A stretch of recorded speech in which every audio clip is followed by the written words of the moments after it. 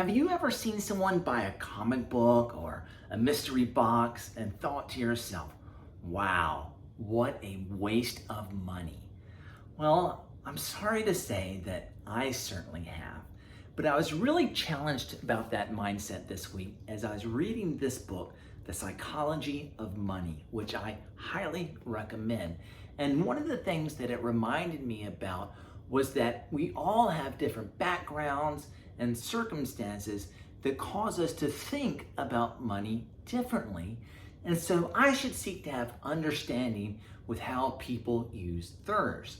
And one of the examples he uses is how those who are in low income households are 4 times as likely to buy lottery tickets as those who are in high income households, even though from a purely statistical standpoint, lottery tickets are certainly not a great investment. And in fact, those who are in low income households spend on average $412 a year on lottery tickets, even though most report not having $400 saved up in an emergency fund. And so it can become really easy for those who are in higher income brackets to look down in judgment on those who are in lower income brackets. They'd be like, you idiots, why are you spending $5 on a lottery ticket when you don't have enough money to fix your car if there's a problem? If something breaks down and you can't fix your car, then you can't get to work and you're gonna dig yourself a bigger hole. You're just a complete idiot. And so the author creates this imaginary conversation between someone that's wealthy and someone who's in poverty. And the wealthy person is kind of asking these questions. What do you think you're doing, man? And so the lower income person says, look, I know this probably isn't the best use of my money, but listen, I'm never going to be able to enjoy those awesome vacations your family goes on. I'm never going to be able to send my children to those camps that yours goes to. But for just a minute, I can have a taste of the thrill that you have when you take all your awesome trips to Europe. When I get a lottery ticket, I scratch it off and hope that it's obviously going to be the big winner. And again, for just a moment, I can live in this hope of obtaining that dream that you are already living. And so the author goes on to talk about how it's true that lottery tickets aren't a really wise financial decision, and he would never advise someone to buy that. But he says, but he can understand why someone would buy them. And when it comes to comic books, I realized that I can be tempted to look down on other collectors who spend their money differently than me.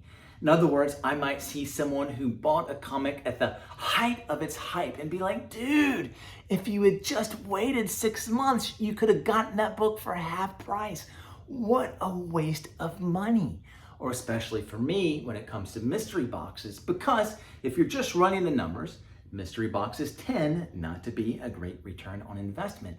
And so I can just get frustrated and upset when I see somebody unbox one on a YouTube video and they say, well, I spent $100 on this, and they pull out a bunch of books that they say, I don't even really like any of these books. And I know, well, man, you're gonna be lucky to even get $50 back if you take the time to put them on eBay. And I can be tempted to be like, wow, what a waste of money. You're a complete idiot. But who am I to make that kind of judgment? These other collectors have their own circumstances, their own interests, their own backgrounds that are influencing the way that they spend their money.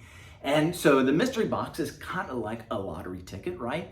And so these collectors who buy mystery boxes, that I don't know what all their incentives are, and I'm sure they're different again for different people, but at least for some, probably, obviously, surely, there's a thrill that they get in seeing, man, maybe I hit the grand prize.